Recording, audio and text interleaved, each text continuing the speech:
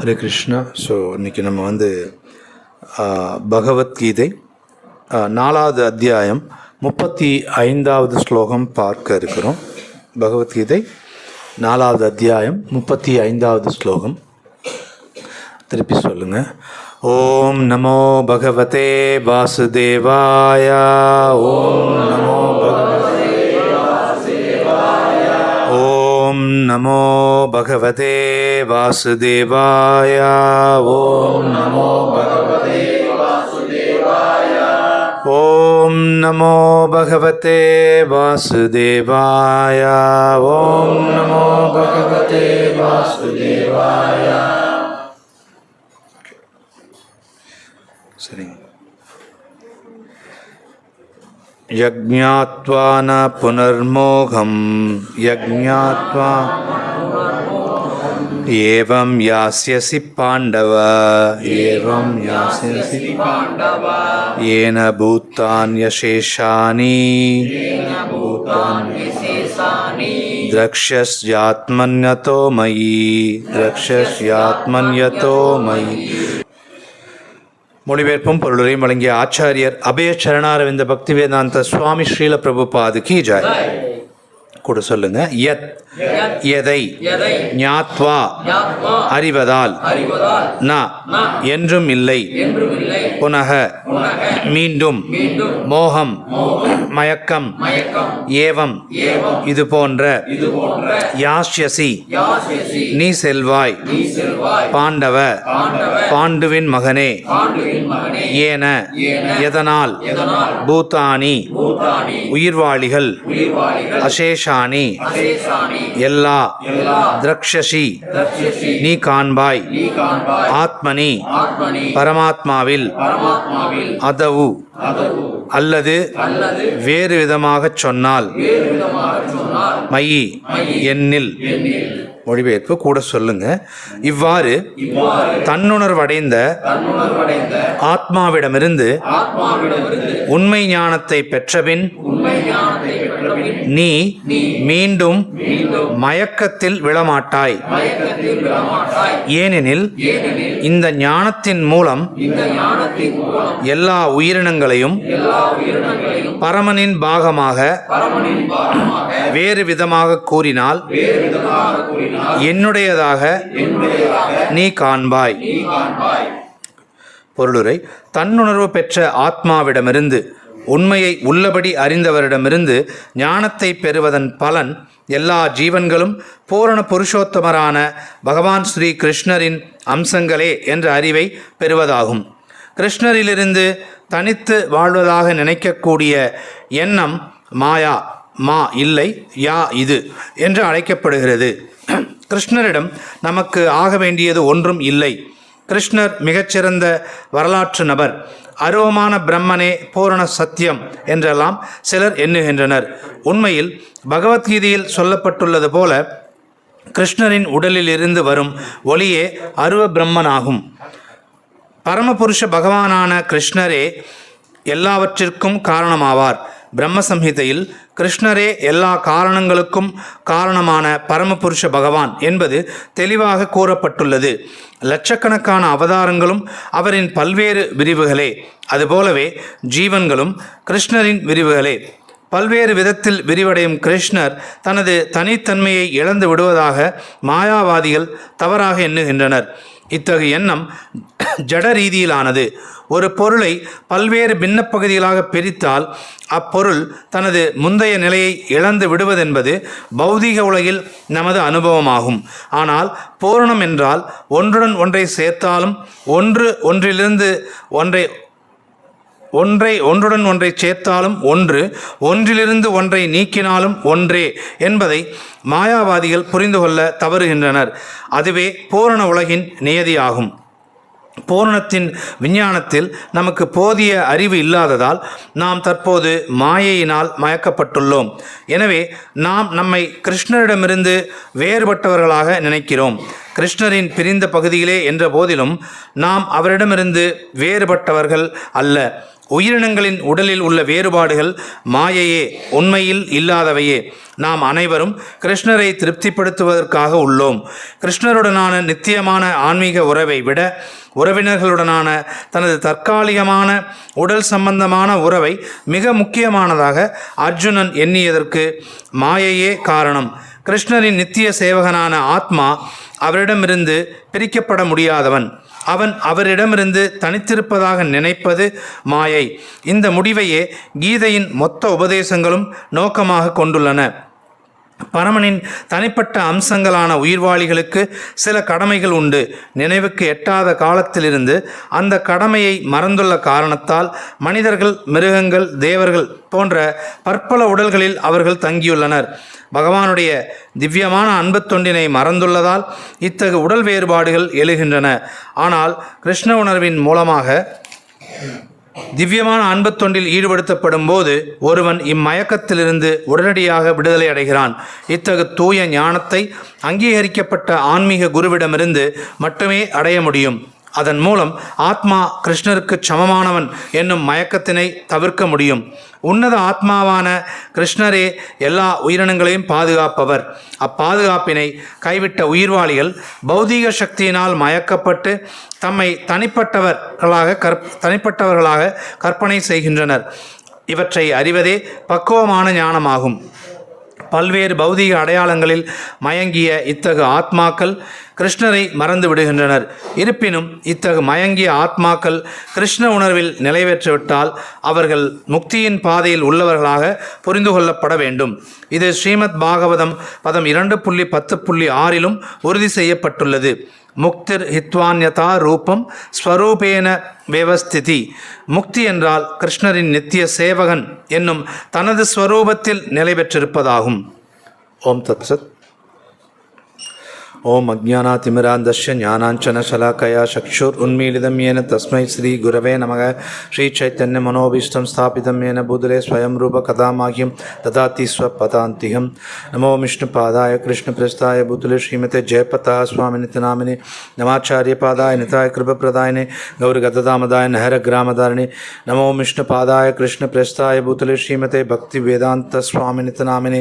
नमस्ते सारस्वती देवे गौरवाणी प्रचारणे निर्विशेष शून्यवादी पाश्चात्य देशतारिणे.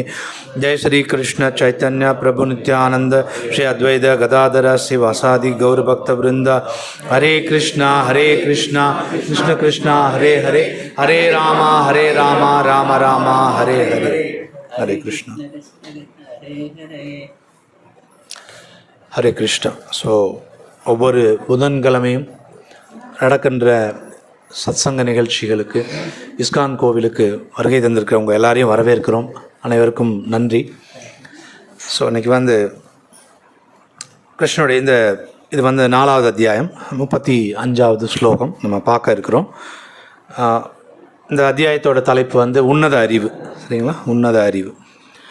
இப்போ பார்த்தீங்க அப்படின்னு சொன்னால் நம்ம எல்லாரும் ஏதாவது ஒரு செயல் கண்டிப்பாக செஞ்சுட்டு தான் இருப்போம். செயல் செய்யாமல் இருக்க மாட்டோம். சரிங்களா? எல்லாருக்கும் ஏதாவது ஒரு செயல் செஞ்சுட்டே இருப்போம். சும்மா இருக்கிறது அப்படிங்கிறது யாருக்குமே சாத்தியம் இல்லை. சரிங்களா? சில பேர் சொல்லலாம், நாங்கள் சும்மா தாங்க இருக்கிறோம், நாங்கள் எதுவும் செய்கிறதில்ல, வேலையெல்லாம் பெருசாக செய்கிறதில்ல அப்படின்னு நம்ம சொல்லுவோம். ஆனால் அப்படி கிடையாது. கண்டிப்பாக நம்ம சாப்பிடவாது செய்வோம். சரிங்களா? உட்காந்துட்டு இருந்தீங்கன்னா மைண்டில் மனசில் ஏதாவது ஓடிக்கிட்டே இருக்கும். எதையாவது நினைக்கவாது செய்வோம். ஸோ நமக்கு செயல் செய்கிறதுக்கு புலன்கள் 5 புலன்கள் வெளியில் செயல் செய்கிறதுக்கு புலன்கள் இருக்குது. இதெல்லாம் பார்த்திங்கன்னா ஞானேந்திரியங்கள் அப்படிம்பாங்க. அறிவை தெரிஞ்சுக்கிறதுக்கான புலன்கள் தான் அந்த 5 புலன்கள். சரிங்களா? கர்ம இந்திரியங்கள் 5 இருக்குது செயல் செய்கிறதுக்கு. அது பார்த்திங்கன்னா கைகள், கால்கள், குரல், அப்புறம் பார்த்திங்க அப்படின்னா ஆசனவாய், அப்புறம் பாலுறுப்பு. இதெல்லாம் கர்மங்கள், செயல்கள் செய்கிறதுக்கான இந்திரியங்கள். இந்திரியங்களாக புலன்கள். சரிங்களா? இதெல்லாம் கர்ம இந்திரியங்கள். ஞான இந்திரியங்கள்லாம் அறிவை தெரிஞ்சுக்கிறதுக்காக நம்ம உபயோகப்படுத்துகிற புலன்கள். சரிங்களா? மனசும் ஒரு புலன் தான். அது உள்ளிருக்கும் புலன், உள்ளே இருக்கிற புலன், அதுவும் புலன் தான்.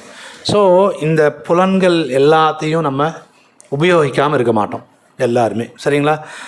இந்த புலன்களெல்லாம் உபயோகிக்கிறோம் அப்படின்னு சொன்னால் நம்ம செயல் செஞ்சிட்ருக்குறோம் அப்படின்னு தான் அர்த்தம். சரிங்களா? சரி, இப்போ எல்லோரும் செயல் செஞ்சிட்ருக்குறோம். செயல் செய்கிறதுல விருப்பம் இல்லாமல் சில சமயம் இருப்போம். சரிங்களா? உதாரணத்துக்கு பார்த்தீங்கன்னா மாதாஜிஸ்க்கெல்லாம் எக்ஸ்பீரியன்ஸ் இருக்கும். தன்னுடைய பொண்ணுங்களுக்கு வந்து பார்த்திங்கன்னா சமையல் கற்றுக் கொடுக்கணும் அப்படின்னு சொல்லி விருப்பப்படுவாங்க, சரிங்களா? ஆனால் அவங்க என்ன செய்ய மாட்டாங்கன்னா, சமையல் செய்கிறதுக்கு விருப்பம் இருக்காது, சரிங்களா? அப்புறம் சமையல் செய்ய விருப்பம் இருக்காது, சமையல் செய்கிறதுக்கு தெரியாது, ஓகேங்களா? தெரியாது, விருப்பமும் இருக்காது, ஓகேங்களா? அப்போ என்ன செய்வாங்க? என்ன செய்வீங்க? உங்களுக்கு சமையல் செய்கிற விருப்பம் இல்லை, பெண்கள் வீட்டில் இருக்கிறாங்க, என்ன செய்வீங்க? மாதாஜி உடனே எடுத்துன்னு திட்டுறாங்க. சரி, ஓகே. வேறு ஏதாவது பதில்? எஸ், சொல்லி கொடுப்போம் இல்லைங்களா? சொல்லி கொடுப்போம். அவங்களுக்கு விருப்பம் இல்லைன்னாலும் அந்த எப்படி செய்யணுங்கிற உங்களுக்கு தெரியல, அதனால் விருப்பம் இல்லாமல் இருந்தாலும் செய்கிறதுக்கு தெரியாமல் தெரிஞ்சுக்கணும், எப்படி செய்யணும் அப்படிங்கிறத சொல்லி கொடுப்போம் இல்லைங்களா? ஸோ அர்ஜுனருக்கு சண்டை போடுறதுல விருப்பம் இல்லை, சரிங்களா? அடுத்தது அர்ஜுனருக்கு வந்து இந்த போரை நான் எப்படி செய்கிறது? கிருஷ்ணா என்ன சொல்கிறாரு? உன்னுடைய புத்தி யோகம் சொல்லித்தரார் 2வது அத்தியாயத்தில். உன்னோட புத்தியை யூஸ் பண்ணி சண்டை போடு அப்படிங்கிறார். உடனே அர்ஜுனா கேள்வி கேட்குறார், என்னங்க புத்தி யூஸ் பண்ண சொல்கிறீங்க? புத்தி யூஸ் பண்ணால் நான் என்ன செய்யணும்? அதாவது புத்தி யோகம்ங்கிறது பக்தி யோகம். நான் பக்தி பண்ணணும் அப்படின்னு சொன்னால் நான் போய் சண்டை போட்டு இவ்வளோ பேரை கொல்லணும்னு சொல்கிறீங்க, என்ன ரெண்டும் முரண்பாடாக இருக்கே அப்படின்னு சொல்கிறார். அப்போ இதில் என்ன அர்த்தம் அப்படின்னா, அர்ஜுனருக்கு வந்து செயல் அது எப்படி செய்கிறதுன்னு தெரியலை, சரிங்களா? உடனே இது அர்ஜுனருக்கு தெரியலன்னு நினச்சிடாதீங்க, நமக்கு தெரியலை, பல விஷயங்கள் அப்படி தெரியாமல் இருக்குது. கிருஷ்ணா அர்ஜுனர் மூலமாக நமக்கு சொல்கிறார், ஓகேங்களா?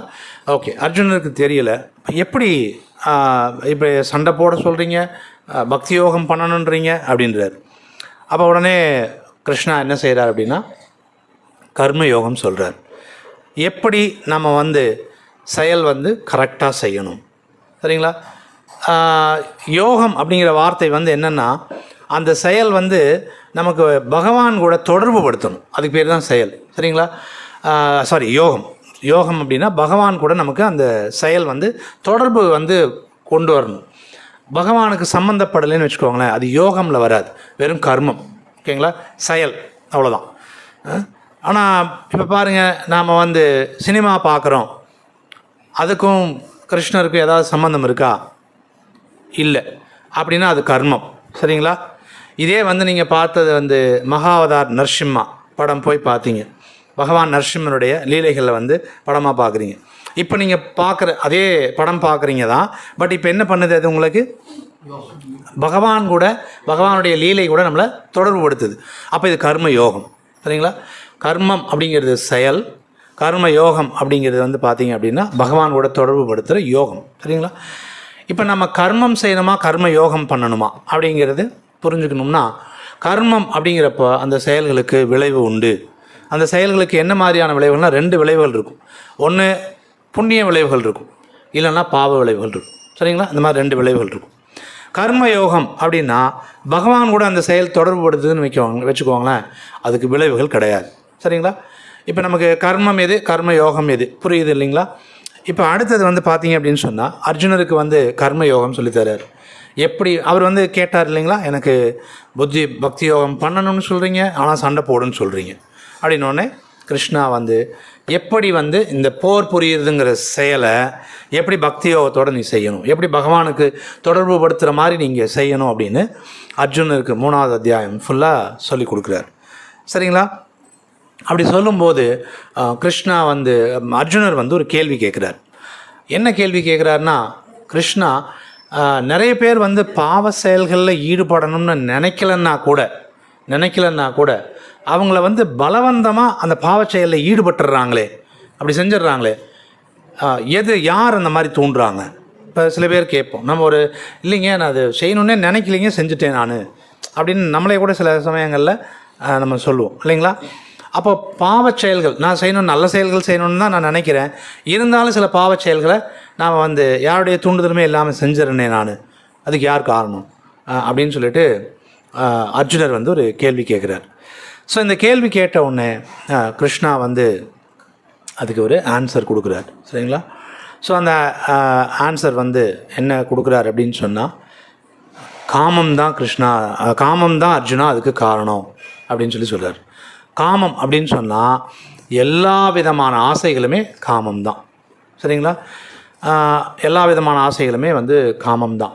அவர் சொல்கிறார், கிருஷ்ணா ஸ்ரீ பகவான் உவாச்ச காம ஏஷ குரோத ஏஷ அப்படின்னு சொல்கிறார். காமம் தான் அதுக்கு காரணம். அது எதுலேருந்து உருவாகுதுன்னு சொல்கிறார். எதுலேருந்து உருவாகுது காமம் அப்படின்னு சொன்னால் நம்முடைய குரோத ஏஷ, கோபத்திலிருந்து. ஸோ இப்போ காமம் வந்து ஆசை, காமத்திலிருந்து என்ன உருவாகுதுன்னா குரோதம், கோபம் உருவாகுது. நான் ஒரு செயல், நான் ஒன்று விருப்பப்படுறேன், எனக்கு அது நடக்கலை கிடைக்கலன்னு வச்சுக்கோங்களேன், நான் அடுத்தது கோவப்படுவேன். சரிங்களா?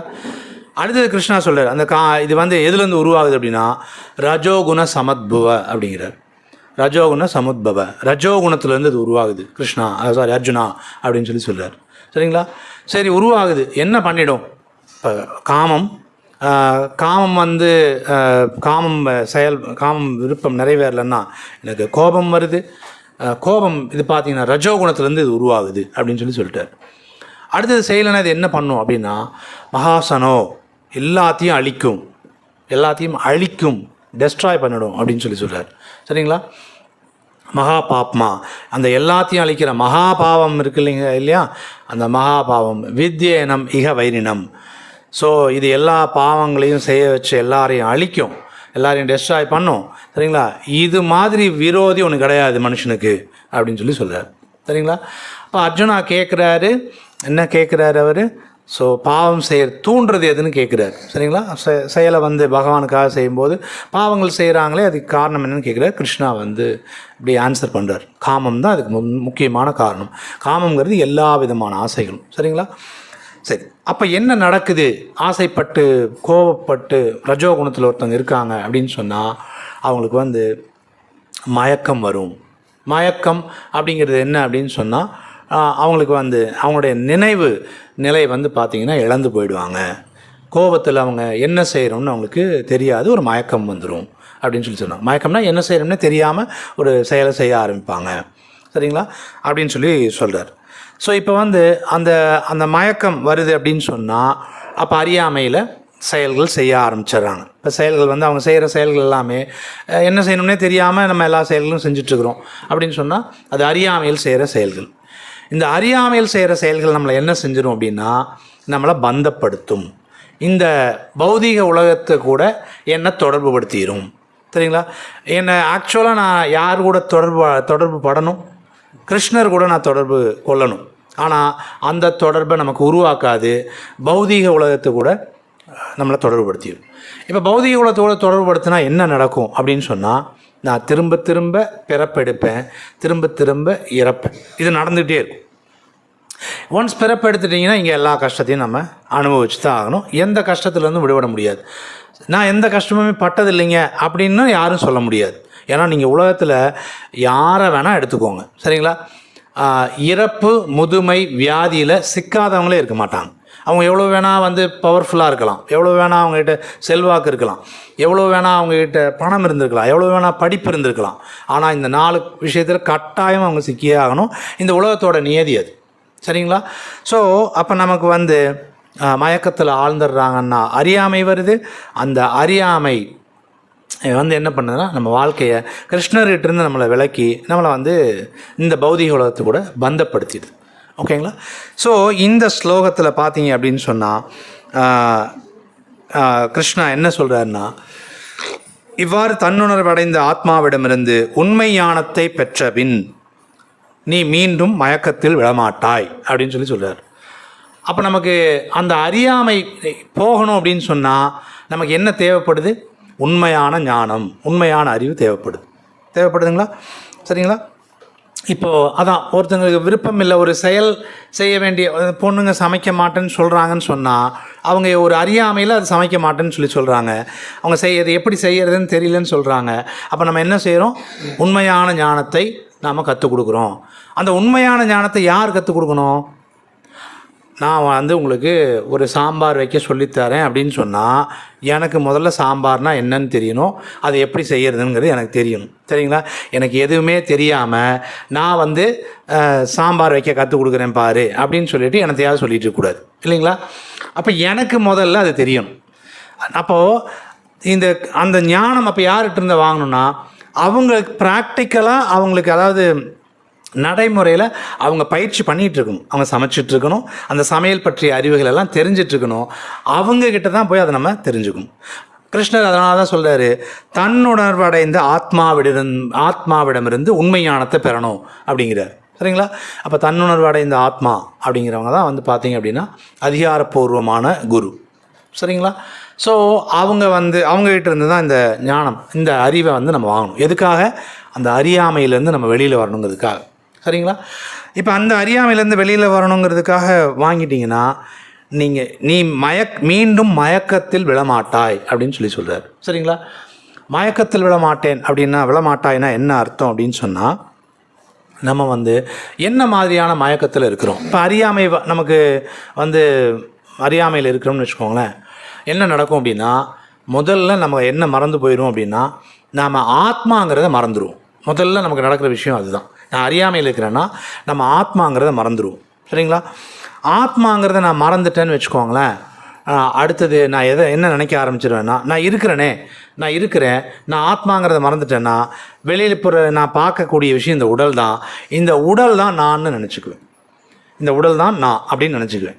அப்போ அடுத்தது நான் என்ன செய்வேன் அப்படின்னா, என்னுடைய செயல்கள் எப்படி இருக்கும்னா, இந்த உடலை காப்பாற்றுறதுக்கு நான் என்னென்ன செய்யணும், இந்த உடலை நல்லா வச்சுக்கிறதுக்கு நான் என்னென்ன செய்யணும். ஏன்னா இந்த உடல் தான் நான், இந்த உடலை நான் ஒழுங்காக வச்சுக்கிட்டா தான், ஒழுங்காக காப்பாற்றினா தான் நான் இருக்க முடியும் அப்படின்னு நான் நினைக்கிறேன். ஆக்சுவலாக ஆத்மாங்கிறது டோட்டலாக மறந்துடுறேன். சரிங்களா? அப்போ இந்த உடலுக்கு தேவையான விஷயங்கள்லாம் செய்ய ஆரம்பிச்சிடுறேன். அடுத்தது இது ஒரு மயக்கம். சரிங்களா? அடுத்தது இன்னொரு மயக்கம் என்ன அப்படின்னா, நான் இந்த உலகத்தை சார்ந்த பொருள்னு நான் நினச்சிக்கிறேன். இந்த உலகத்தை சார்ந்த பொருள் அப்படின்னு நான் நினச்சிக்கிறேன். என்னக்கா இந்த உலகத்தை சார்ந்த பொருள்னால் எப்படின்னா, நான் இவங்க எனக்கு அப்பா, இவங்க எனக்கு அம்மா. இந்த அப்பா அம்மா மூலமாக தான் நான் இங்கே உருவாக்கியிருக்கேன். அதனால் இந்த உலகத்தில் உருவாக்கப்பட்ட பொருள் இப்படி நம்ம நினைக்கிறோம். சரிங்களா? ஆக்சுவலாக நம்ம இந்த அப்பா அம்மானால் உருவாக்கப்பட்ட பொருள் அல்ல. கிருஷ்ணா சொல்கிறாரு, இங்கே இருக்கிற எல்லா உயிரினங்களும் பிறப்பினால் சாத்தியமாகுது. அந்த பிறப்புக்கு வித்தளிக்கும் தந்தை நான் அப்படிங்கிறார். சரிங்களா? அப்போ கிருஷ்ணா வித்து தரலன்னா இங்கே ஒரு உயிரினத்தினுடைய பிறப்பு சாத்தியமாகாது.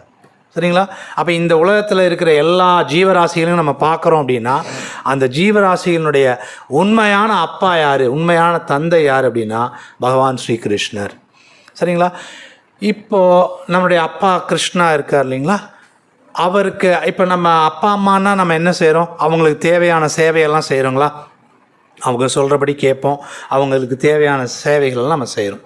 நம்ம என்ன செஞ்சுருவோம், அப்போ நம்ம அவங்களுக்கு சேவை செய்ய வேண்டியது நம்முடைய கடமை இல்லைங்களா. அந்த கடமையை நம்ம மறந்துடுவோம். சரி, முதல்ல நான் ஆத்மாங்கிறத மறந்துடுறேன், உடல்ங்கிற எண்ணத்துக்கு வந்துடுறேன். அடுத்தது எதை மறந்துடுறேன், இந்த பௌதிக உலகத்தினுடைய பொருள் அப்படின்னு நான் என்ன நினச்சிக்கிறேன். என்னுடைய உண்மையான அப்பா கிருஷ்ணர், உண்மையான அவருக்கு தான் நான் சேவை பண்ணணும் அப்படிங்கிறதையும் மறந்துடுறேன். சரிங்களா? அப்போ இதெல்லாம் மறந்ததுக்கு அப்புறமா நான் என்ன செய்கிறேன் அப்படின்னா, இது எல்லாமே நமக்கு வர்ற மயக்கம். ஓகேங்களா? ஸோ இங்கே கிருஷ்ணா என்ன சொல்கிறார் அப்படின்னு சொன்னால், அந்த உண்மையான ஞானம் கிடச்சது அப்படின்னு சொன்னால் இந்த மயக்கத்தில் மறுபடியும் விழமாட்டோம் அப்படின்னு சொல்கிறார். அப்படின்னா நம்ம எல்லாமே ஏற்கனவே மயக்கத்தில் விழுந்துட்டோம் அப்படிங்கிறது அர்த்தம். ஏன்னா மீண்டும் விழமாட்டேன்னு தான் சொல்கிறார். சரிங்களா? அப்போ ஏற்கனவே நான் விழுந்துட்டேன்னு தான் அர்த்தம். அப்போ நம்ம எல்லாருமே என்ன செய்கிறோம், உடலுக்கான காரியங்கள் தான் எல்லாமே செஞ்சுட்ருக்கோம். உண்மைங்களா இல்லைங்களா? உடலுக்கு நல்லா போஷாக்காக சாப்பிடணும், நியூட்ரிட்டிவாக சாப்பிட்ணும். நல்லா சாப்பிட்டோம்னா என்னுடைய உடல் ரொம்ப நல்லா இருக்கும் இப்போ நம்ம நினைக்கிறீங்களா இல்லைங்களா? ஆனால் நல்லா சாப்பிட்றவங்க, நல்லா டயட்டை கரெக்டாக ஃபாலோ பண்ணுறவங்க, நல்லா எக்ஸசைஸ் பண்ணி ஃபிட்டாக இருக்கிறவங்க உடலை விடுறாங்களா இல்லையா? இல்லைங்களா? அதுவும் பார்த்திங்கன்னா சில பேர் ஏர்லியராகவே கூட உடலை விட்டுடுறாங்க. ஓகேங்களா? சில பேர் பார்த்தீங்க அப்படின்னு சொன்னால் அந்த மாதிரி எதுவும் இருக்காது, ஃபிட்டாக வச்சுக்கணும்னு எதுவும் நினைக்க மாட்டாங்க, சாப்பாடும் கண்டபடி இருக்கும். பார்த்திங்கன்னா அவங்க வாழ்க்கை ரொம்ப நாள் போயிட்டுருக்கும். சரிங்களா? ஸோ இப்போ நம்ம இந்த உடலை காப்பாற்றி வைக்கணும்னு நம்ம செய்கிற செயல்கள் எல்லாமே மயக்கத்தினால செய்கிற செயல்கள் தான். சரிங்களா? இப்போ அடுத்தது கிருஷ்ணா இங்கே என்ன சொல்கிறார், மயக்கத்தில் விட மாட்டீங்கன்னு சொன்னாருங்களா. இப்போ இன்னொரு மயக்கம் என்ன, இப்போ இது நம்ம சாதாரணமான நம்முடைய ஜனங்களுக்கு இருக்கிற மயக்கம் இது. சில பேர் ஆன்மீகவாதிகள் சில பேர் இருப்பாங்க. ஆன்மீகவாதிகள் வந்து என்ன புரிஞ்சுப்பாங்க, சில பேர் அவங்கள வந்து பிரபுபாதர் இங்கே சொல்கிறாரு மாயாவாதிகள் அப்படின்னு சொல்கிறார். மாயாவாதிகள் என்ன செய்கிறாங்கன்னா, அவங்களும் கடவுளை பற்றி தெரிஞ்சுக்கணும்னு விருப்பப்படுறவங்க தான், இந்த அறிவியெல்லாம் வளர்த்துக்கணும்னு நினைக்கிறவங்க தான். ஆனால் அவங்களுக்கு ஒரு மயக்கம் வரும். அவங்க வந்து நம்ம ஆத்மாங்கிறத அவங்க நினைப்பாங்க, சரிங்களா, நம்ம ஆத்மாங்கிறத அவங்க புரிஞ்சுக்குவாங்க. ஆனால் அவங்க என்ன நினைப்பாங்கன்னா, கிருஷ்ணர் வந்து ஒரு நபர் இல்லை, கிருஷ்ணர்னு ஒரு நபர் இல்லை முடிவு பண்ணிக்குவாங்க. இருக்கிற எல்லாருமே கடவுள் அப்படின்னு நினச்சிக்குவாங்க. அது எப்படி நினச்சிக்கிறாங்கன்னா, இப்போ நீங்கள் வந்து இந்த பௌதிக உலகத்தினுடைய ஒரு அனுபவம் நமக்கு பிரபுபாதுங்க சொல்கிறார். ஒரு கிலோ 100 குலோப் ஜாமுன் இருக்குதுன்னு வச்சுக்கோங்களேன், சரிங்களா. இப்போ நான் ஒருத்தருக்காக வந்து நான் என்ன பண்ணுறேன், இங்கே கொடுக்குறேன் அப்படின்னு சொன்னால் ஒரு 100 பேர், அப்புறம் 100 இங்கே ஒரு 50-60 பேர் இருக்கீங்க, 2வது முறையும் கொடுக்குறோம் ஒன்றா அப்படின்னு சொன்னால் எல்லாம் ஒவ்வொன்றா கொடுத்து முடித்தோடனே இங்கே என்ன இருக்காது, ஒரு குலோப் ஜாமுன் கூட இருக்காது. நான் வச்சுருக்கிற பாத்திரம் எம்டி ஆகிடும், சரிங்களா. அது மாதிரி அந்த மாயாவாதிகள் என்ன நினைக்கிறாங்கன்னா, கிருஷ்ணர் நரசிம்மர அவதாரம் எடுக்கிறாரு, கிருஷ்ணர் வந்து ராமர அவதாரம் எடுக்கிறாரு, எல்லா உயிர்வாளிகளுக்குள்ளேயும் பரமாத்மாவாக வந்து பிரிகிறாரு, சரிங்களா. இப்படி எல்லாம் பண்ணோடனே கிருஷ்ணர்னு ஒருத்தர் தனிப்பட்ட முறையில் இல்லை அப்படின்னு அவங்களுக்கு ஒரு அறியாமை வரும், மயக்கம் வரும், சரிங்களா. பிரபுபாதர் வந்து அந்த மயக்கத்தை பற்றியும் இங்கே சொல்கிறார். அவங்களுக்கு இந்த மாதிரி மயக்கம் வரும், நமக்கு வர்ற மயக்கம் மாதிரி இல்லாமல் அவங்களுக்கும் இந்த மாதிரி குழப்பங்கள் வரும் அப்படின்னு சொல்கிறார். ஆனால் பிரபுபாத் இங்கே சொல்கிறாரு, இதுவும் ஒரு அறியாமை, இதுவும் அறியாமை தான். கிருஷ்ணருடைய சக்தியெல்லாம் போயிடுச்சு, கிருஷ்ணர்னு ஒருத்தர் இல்லை, இப்போ எல்லாருமே கடவுளாக இருக்கிறாங்க. இது மாயாவாதிகளோட கொள்கை, சரிங்களா. ஸோ பிரபுபாத் இங்கே சொல்கிறாரு, அவங்களுக்கு வந்து இந்த உலகத்தோட அனுபவம் தான் இருக்குது, ஆன்மீக உலகத்தோட அனுபவம் வந்து இல்லை அவங்கக்கிட்ட அப்படின்னு சொல்கிறார். எப்படி சொல்கிறாருன்னா, ஒரு பொருளிலிருந்து ஒரு பொருளை கொடுத்தாலும் மிச்சம் அது ஒன்றாவே இருக்கும். இது ஈஷோபநிஷத்துன்னு சொல்லுது, சரிங்களா. பகவான் பூரணமானவர், அவர்கிட்டருந்து எத்தனை பூரணமான பொருள்கள் பிரிஞ்சாலும் பகவான் மறுபடியும் பூரணமாகவே தான் இருப்பார், சரிங்களா. ஒன்றுலேருந்து ஒன்றை கழிச்சாலும் ஒன்று தான் அப்படிங்கிறது தான் ஆன்மீக உலகத்தோட கணக்கு. நம்ம உலகத்தில் இந்த கணக்கை சொன்னீங்கன்னா நம்மளை வேறு மாதிரி பார்ப்பாங்க. ஒன்றுலேருந்து ஒன்று போனால் அது எப்படிப்பா ஒன்று அப்படின்னு. ஆனால் அவங்ககிட்ட ஒரு எக்ஸாம்பிள் சொல்லலாம். இப்போ விளக்கு வந்து நமக்கு தாமோதர் இருக்குது, யசோதா தாமோதர் இருக்குது, நம்ம எல்லோரும் விளக்கு காட்டணும், சரிங்களா. முதல்ல ஒரு விளக்கு வந்து வச்சுருந்தார் பிரபு. என்ன பண்ணார்னா ஒரு விளக்கு வச்சுருந்தார். அந்த விளக்குலேருந்து என்ன பண்ணுறாரு அப்படின்னா, ஒவ்வொரு விளக்காக வந்து எல்லாருக்கும் பிடிச்சி கொடுத்தாரு, இல்லைங்களா. இப்போ அந்த விளக்கு முதல்ல மூல விளக்கு ஒன்று வச்சுருந்தார், இல்லைங்களா. அதுலேருந்து சக்தியை எடுத்தார், நெருப்புங்கிற அந்த சக்தியை எடுக்கிறார், எல்லா விளக்குக்கும் எடுத்தார். அந்த மூல விளக்கில் இருந்த நெருப்பு போயிடுச்சுங்களா? போகலை, சரிங்களா. அப்போ இந்த உலகத்திலேயே அந்த மாதிரி ஒரு பொருள் நம்மளால் பார்க்க முடியுது. ஸோ அப்படி இருக்கும்போது பகவான் வந்து இப்படி பல்வேறு அவதாரங்களாக, பல்வேறு உடலில் பரமாத்மாவாக பல்வேறு உடல்களில் பிரிஞ்சிட்டாரு. அதனால் அவர் கிருஷ்ணர்னு ஒருத்தர் இல்லை, பகவான் இல்லை, இப்போ எல்லாரும் கடவுளாக இருக்கிறாங்கன்ற அதுவும் மயக்கம், சரிங்களா. இப்போ இந்த மாதிரியான மயக்கம் எல்லாம் எதனால் வருது அப்படின்னு சொன்னால், என்னுடைய ஆசை, அந்த ஆசையிலேருந்து கோபம், இது ரெண்டும் ரஜோகுணத்துலேருந்து உருவாகுது, சரிங்களா. இதனால் நான் வந்து என்ன ஆகிறேன் அப்படின்னு சொன்னால் மயக்கத்தில் ஆள்றேன். அப்போ நான் நான் மயக்கத்தில் வரும்போது நான் செய்கிற செயல்கள் எல்லாமே பாவச் செயல்கள், சரிங்களா. அப்போ வந்து நமக்கு என்ன தேவைப்படுது அப்படின்னு சொன்னால், இந்த உண்மை ஞானம்ங்கிறது நமக்கு தேவைப்படுது, சரிங்களா. இந்த உண்மை ஞானம் வந்து நமக்கு தேவைப்படுது அப்படின்னு சொன்னால், இதை கிருஷ்ணா வந்து தன்னுணர்வடைந்த ஆத்மாக்கள்கிட்டருந்து வாங்கணும்னு சொன்னார், இல்லைங்களா. என்ன ஞானம் நமக்கு கிடைக்கும்? நீங்கள் வந்து இப்போ தன்னுணர்வடைந்த ஆத்மாக்கள்கிட்ட போய் சரணாகதி பண்ணிட்டு நாம் வந்து எந்த ஞானம் நமக்கு கிடைக்கும் அப்படின்னா, நமக்கு இங்கே சொல்கிறாரு, எல்லா உயிரினங்களையும் பரமனின் பாகமாக அப்படின்னு சொல்கிறார். வேறு விதமாக கூறினால் என்னுடையதாக நீ காண்பாய் அப்படின்னு சொல்லிட்டார், சரிங்களா. பரமனின் பாகம்ங்கிறது பகவான். ஸோ பகவானுடைய அம்சங்கள்னு நமக்கு தெரியும் அப்படின்னு சொல்கிறார், சரிங்களா. அப்போ சரியான ஞானம் இருக்கும்போது நம்ம இப்போ என்ன நினைக்க மாட்டோம்னா, வெவ்வேறு உடல்கள் பார்க்குறோம், நாய் பார்க்குறோம், புலி பார்க்குறோம், சிங்கம் பார்க்குறோம், பூச்சிகள் பார்க்குறோம், மரங்கள் பார்க்குறோம், சரிங்களா. ஆனால் நமக்கு எல்லாமே வெவ்வேறு உடல்களாக தெரியுதா அப்படின்னா நான் அறியாமையில் இருக்கிறேன்னு அர்த்தம், சரிங்களா. நான் முழு அறிவோடு நான் இல்லை அப்படிங்கிறது புரிஞ்சுக்கும், சரிங்களா. அறியாமையில் தான் இருக்கேன் நான். அப்போ எனக்கு முழு அறிவு ஞானம் கிடச்சிருச்சு அப்படின்னா எனக்கு தெரியும், இது எல்லாமே பகவானுடைய அம்சங்கள் அப்படின்னு புரியும். சரிங்களா? இதில் இன்னும் சரியான ஞானம் என்ன அப்படின்னா, மாயாவாதிகள் இன்னொரு விஷயத்தை சொல்லுவாங்க. சரிங்களா? கிருஷ்ணா சொல்கிறாரு, மமைவம்சோ ஜீவலோகே ஜீவபூத சனாதன, இந்த நித்தியமான உயிர்வாளிகள் எல்லாம் என்னுடைய நித்தியமான அம்சங்கள் அப்படின்னு சொல்லி சொல்கிறார். சரிங்களா? நாம் நித்தியமானவங்கன்றது எந்த சென்ஸ்லனா, எல்லா காலத்திலும் நம்ம இருக்கிறோம். சரிங்களா? பகவானும் எல்லா காலத்திலும் இருக்கிறார். ஓகேங்களா? நம்ம அவருடைய அம்சங்கள்னு சொன்ன உடனே என்ன மாயாவாதிகள் சொல்கிறாங்கன்னா, அவரே சொல்லிட்டாருப்பா, நம்மெல்லாம் அவரோட அம்சங்கள் தானே, அப்போ நானும் கடவுள் தானே, நானும் கிருஷ்ணர் தானே அப்படின்னு சொல்லி நினைக்க ஆரம்பிக்கிறாங்க. சரிங்களா? நம்மளும் நிறைய சமயங்களில் மாயாவாதிகளாக ஆக்ட் ஆகிறோம். ஓகேங்களா? நம்மளும் கடவுள்னு நம்ம நினைக்கிறோம். அதனால் பல விஷயங்களை நம்ம கட்டுப்படுத்துறதுக்கு நம்ம முயற்சி பண்ணுவோம். ஓகேங்களா? ஆனால் அது எப்படி புரிஞ்சுக்கணும்னு பிரபுபாத் வந்து நமக்கு விளக்கங்கள் கொடுக்குறாருன்னா, தங்க சுரங்கம் ஒன்று இருக்குதுன்னு வச்சுக்கோங்க. அதில் தங்கம் எவ்வளோ கிடைக்கும் அப்படின்னு சொன்னால், இந்த உலகத்தில் இருக்கிற எல்லாருக்கும் வந்து கொடுக்குற அளவுக்கு தங்கம் இருக்கும். சரிங்களா? நீங்கள் ஒரு குண்டுமணி தங்கம் வச்சுருக்கீங்கன்னு வச்சுக்கோங்களேன். சரிங்களா? இந்த குண்டுமணி தங்கத்தோட அந்த தன்மையெல்லாம் பார்த்தீங்கன்னா, அந்த தங்க சுரங்கத்தில் இருக்கிற தன்மை தான் இருக்கும் இந்த குண்டுமணி தங்கத்துலேயும். சரிங்களா?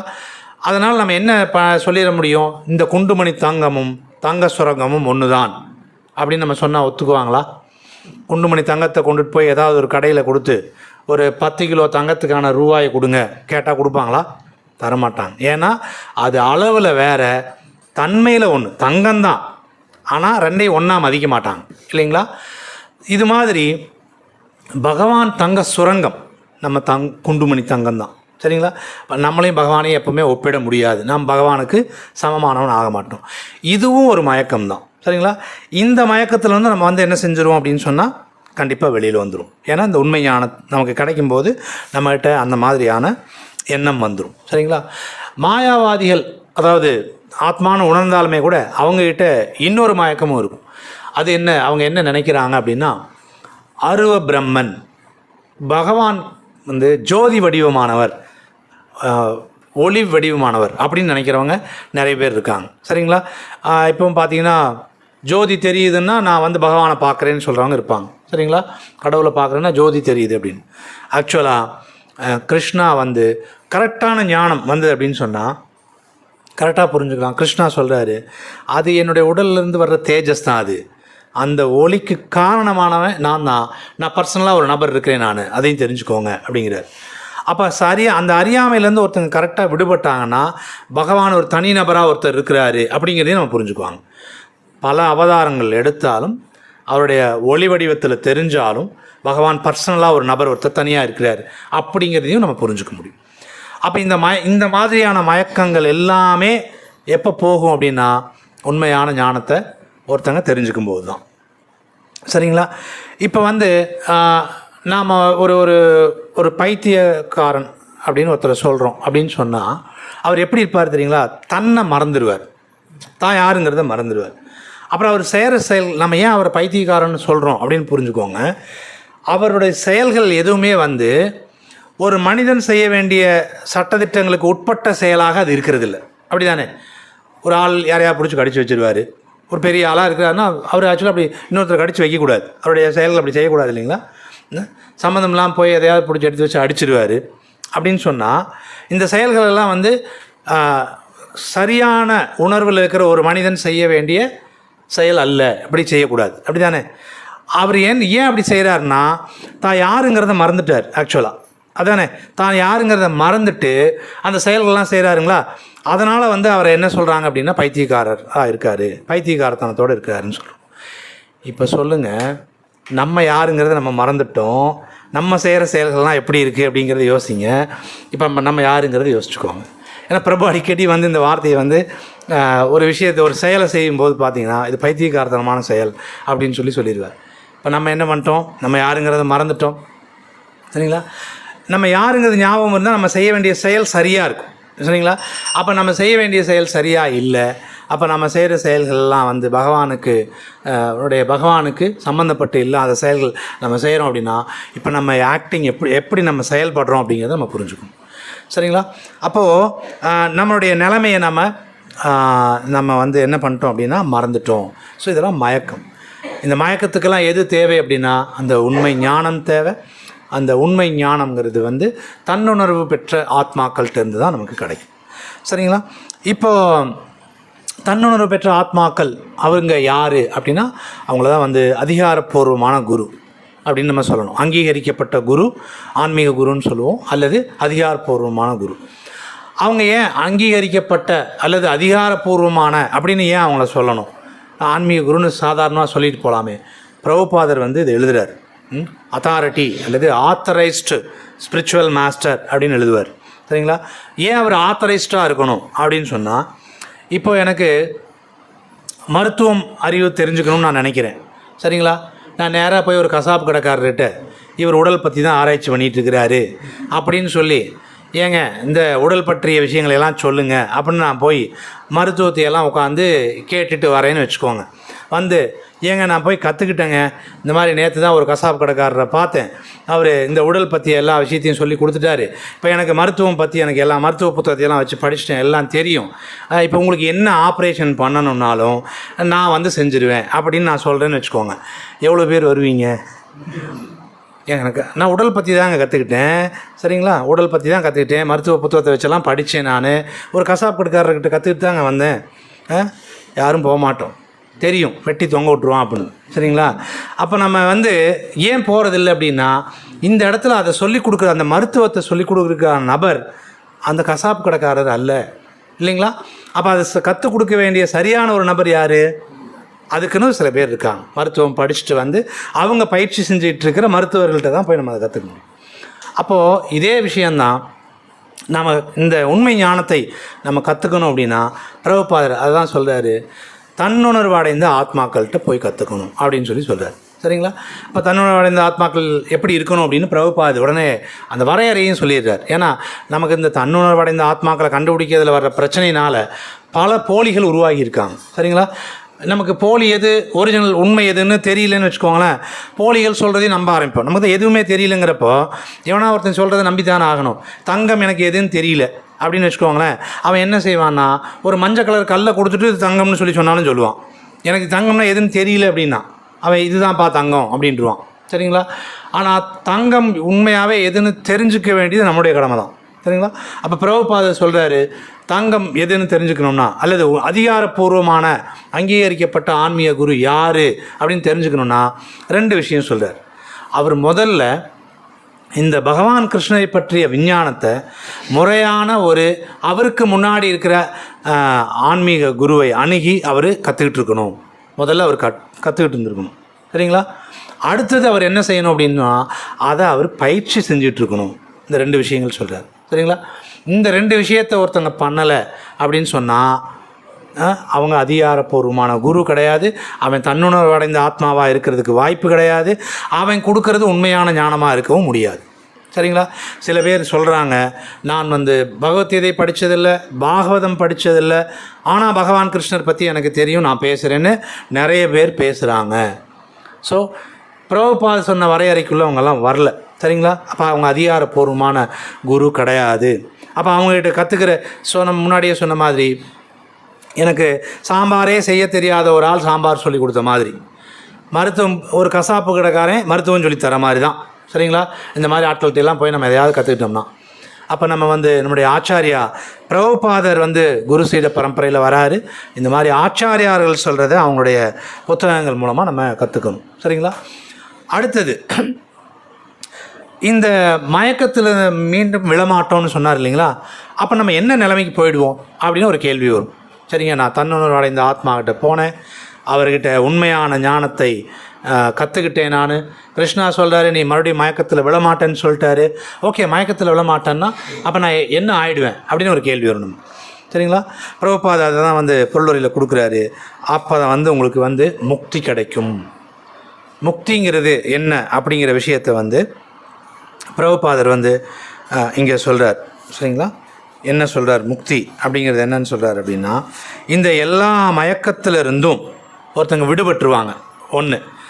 அடுத்தது நம்ம முன்னாடி மேஜராக நம்ம 2 விஷயம் சொன்னோம் இல்லைங்களா? நம்ம ஆத்மாங்கிறத மறந்துட்டோம்னு சொன்னோம் இல்லைங்களா? அது ஞாபகத்துக்கு வந்துடும். ஓகேங்களா? அடுத்தது நம்ம யாருக்கு சேவை செய்யணும்னு சொன்னோம்? கிருஷ்ணருக்கு சேவை செய்யணும். நம்ம அப்பா நம்ம அப்பாவும் அவர் தான், அம்மாவும் அவர் தான். சரிண்ணா, அவர் சொல்கிறார் ரெண்டுமே அவர் தான். அவருக்கு நம்ம சேவை செய்ய வேணும், அதை மறந்துட்டோம் இல்லைங்களா, அதுவும் ஞாபகத்துக்கு வந்துடும். அப்போ பகவான் கிருஷ்ணருக்கு நான் சேவை செய்யணுங்கிறது எனக்கு ஞாபகத்துக்கு வந்துடும். சரிங்களா, நான் ஆத்மாங்கிறது ஞாபகத்துக்கு வந்துடும். இந்த கிருஷ்ணனுடைய சேவகங்கிறத நம்ம புரிஞ்சுக்கிட்டோம்னு வச்சுக்கோங்களேன், நம்ம அப்போ தான் அந்த பைத்தியக்காரத்தனத்துலேருந்து வெளியில் தெளிவாக இருக்கிறோம் அப்படின்னு அர்த்தம். சரிங்களா, அப்போ நான் தெளிவாக இருக்கிற நிலை இருக்குது பார்த்தீங்கன்னா, பகவான் கிருஷ்ணருக்கு நான் சேவகன், பகவான் கிருஷ்ணருக்கு நான் சேவை செய்யணும். இதை நான் புரிஞ்சுக்கிறேன்னு வச்சுக்கோங்களேன், இதை நான் உணர்ந்துட்டேன்னு வச்சுக்கோங்களேன். அந்த உணர்கின்ற நிலை பார்த்திங்கன்னா முக்தி. இந்த முக்தி அடைஞ்சதுக்கப்புறமா நம்ம பயிற்சி பண்ணுற எல்லா விஷயமும் பக்தி சார்ந்த செயல்கள் தான். அப்போ நம்மளுடைய செயல்கள் எதுவுமே பாவச் செயல்களில் இருக்காது. சரிங்களா, அப்போ பாவச் செயல்கள் இருக்காதுன்னா, அந்த பாவச் செயல்கள் எந்த குணத்தினால் உருவாச்சுன்னா, ரஜோகுணம், தீவிர குணத்தினால் உருவாச்சு. அப்போ நம்மகிட்ட என்ன இருக்காதுன்னா, அந்த தீவிர ரஜோகுணம்ங்கிறது போயிடும். அப்போ அடுத்தது எனக்கு என்ன கிடைக்கும் அப்படின்னா, அந்த ரஜோகுணம் போகும்போது நல்ல குணம், சத்துவ குணத்துக்கு நாம் உயர்வோம். சரிங்களா, நல்ல குணத்துக்கு வந்துடுவோம்.